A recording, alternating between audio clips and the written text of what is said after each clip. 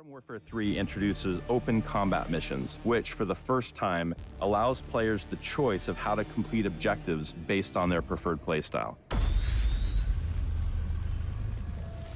Open combat missions are part of the campaign. They're part of the story, but you get to play them in the way that you want to play them. Those who like stealth gameplay can play it stealthily. Those who like to snipe, or if you like vehicles, or if you like to go guns and blazing, all of those options are supported and afforded to you as a player.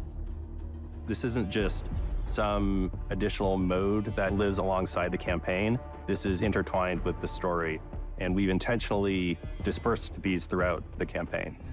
When the player starts the mission, they are given a loadout, but as they go through and play, they'll be encountering new weapons, tacticals, loot crates, and these are all added to your arsenal. Players can change it up.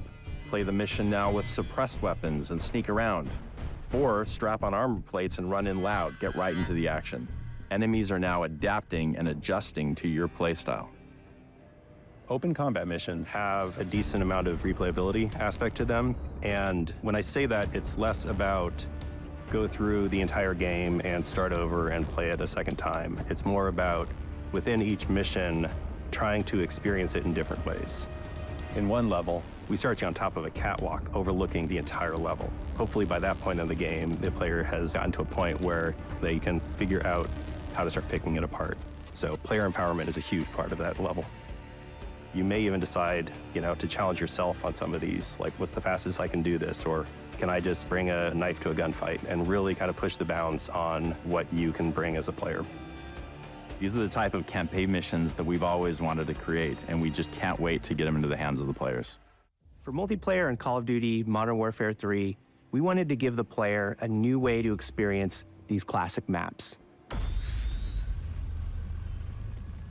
When we told the art team, we're gonna be making these maps, they lit up. They were like calling dibs on which ones they wanted to go get reference for. Maps really come through. They feel like they felt back then. And when you're playing High Rise, when you're playing Estate, you feel really transported back. We questioned a lot of what was good about the movement of older games, what was good about the gunplay of older games, and the same with the newer games. So we tried to marry a lot of those things together. The way we approach it is that, how are we gonna make these the best versions of those maps that people have ever played? Because that's what we wanted. That's what we want as fans.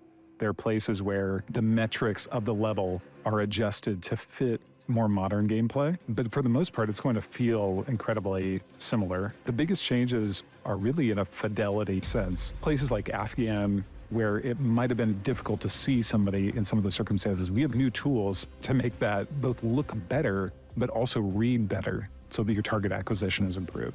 Favela is a map where it really pushed our opportunities to explore what you couldn't do in the old one and what you can do now. From an artistic side, the map has more detail than I think any other map. In High Rise, it's fun to explore and jump on the scaffolding and mantle to places that you weren't able to actually grab or reach before. Now you can get there. When it was a question of whether it should be like the original or whether it should be more modern in terms of the metrics, we went with the original. And we pushed very hard to make sure that that experience was as close to the original as we possibly could while we modernized the look of the map. I've seen people play it for the first time and they don't really know what they're gonna see, and when that load screen shows up for Favela or for Quarry, you see them light up like, oh my gosh, these are the maps that I've been hoping they would remake. The whole team here is super excited to bring all of these maps to fans everywhere. For Call of Duty Modern Warfare 3, we've added a new way to customize your weapons, aftermarket parts. Aftermarket parts are a new option within Gunsmith. A way for players to come back to a weapon that they may have already mastered or played out, and it's going to give them an entirely new dimension to interact with the gun in a way that regular attachments can't. Think of them as remixes for the guns. Really, the easiest way to say it is they're nearly a new gun. They are powerful, meaningful changes to these weapons. Caliber, the way that they fire, both rate of fire as well as potentially the fire type. We're going to have one of our heaviest light machine guns in the game have a conversion kit that turns it into a bullpup, which greatly shortens the configuration of the gun and makes it so that you can really run and gun with it. You can spray from the hip, you can sprint out way faster than you could with this much longer, heavier version of the weapon. Aftermarket parts really aspire to just be fun. We want some of them to be just absolute oddballs that players are completely caught off guard by and want to get in there for just the sheer spectacle of it. It's going to expand playstyles dramatically. We've put a lot into aftermarket parts, and we are so excited for the community to get their hands on them. Modern Warfare 3 is a brand new evolution in the zombies experience. We've got open world map with high threat zones, lots for players to do, and nothing but fun and mayhem. When you talk about our zombies, you're talking about really tense moments. So we want to maintain that. So we had a couple approaches. There's more content for the players to engage with. We've got the zombies that you know and love, but between players and other zombies and other mercs, there's just so much room for emergent gameplay to come out of this.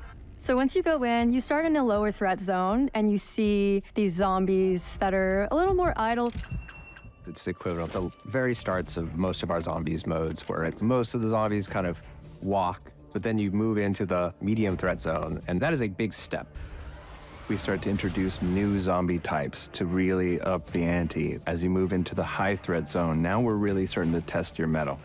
So we designed everything as though you were going to be a 3-player squad. The key is we wanted you to go in and have the ability to meet other squads in this pure PvE experience. If you are a lone wolf player, you can totally come in solo, and it's just gonna be that much harder. There is the option to assimilate with other squads. Say there's one contract that you do want to complete. You can do it by yourself, but say you want a hand, you can assimilate with the squad and then go back to your solo journey. There's no rule against not playing solo. In fact, like, we do support it, and there is something secret that I worked on that will help solo players stay alive. Players, when they come in for the first time, they're gonna find getting into the red from the very start is very difficult.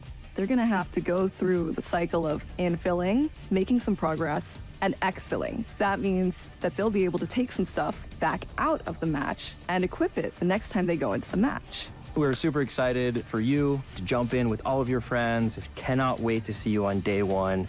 Maybe I'll see you online to shoot some zombies. We'll see.